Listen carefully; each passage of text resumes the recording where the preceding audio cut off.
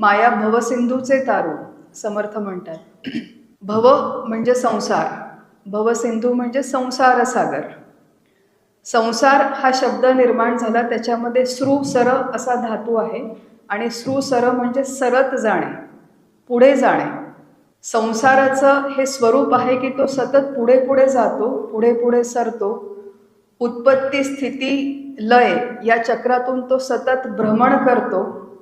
परिवर्तनशील आहे, जसा आहे तसा राहत नाही, म्हणून त्याला संसार म्हणतात. तो पुढे पुढे सरत जातो. आणि भवसिंधू म्हणजे संसाराचा सागर, म्हणजे हा संसार संपूर्ण सगळीकडे विस्तारला आहे.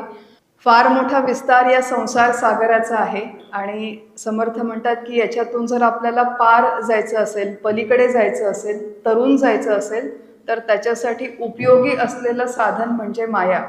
मायेला त्यांनी तारू म्हटलेलं आहे.